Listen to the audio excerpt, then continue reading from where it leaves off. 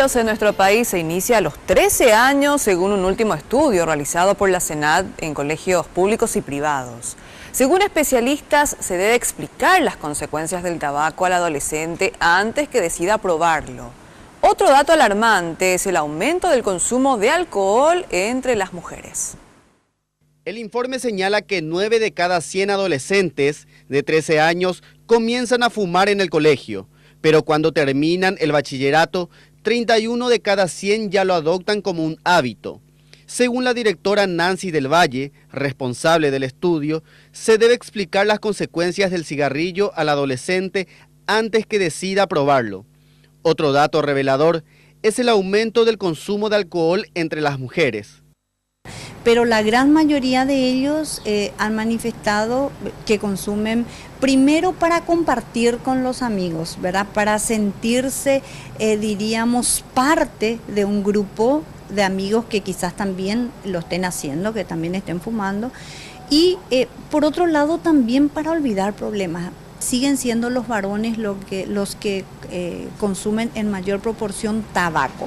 No así alcohol, donde las niñas son las que manifestaron consumir en un porcentaje mayor. La accesibilidad a la sustancia hace que sea, diríamos, más factible terminar experimentando el consumo de cigarrillo o de otra sustancia, por lo que es de fácil acceso.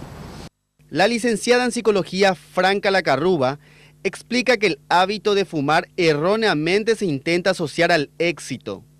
Hay imágenes de que el que fuma es exitoso, imágenes de que hay bienestar cuando alguien fuma, de que las relaciones son más fáciles, ¿verdad? Las relaciones interpersonales, como que el que fuma tiene mayor estatus, que tiene privilegios.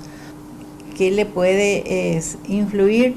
Por ejemplo, todo lo que sea la dentadura, la dentición, que le cambia de color, les vuelve amarillento, ¿verdad? En vez de tener los dientes blancos, lindos para mostrarse a los demás. En el país, cada día mueren 9 personas por enfermedades relacionadas al tabaco. Aumentar los impuestos es una salida que han adoptado algunos países para desalentar el consumo. Los especialistas aseguran que aumentando un 20% se podría evitar en 10 años más de 1000 muertes.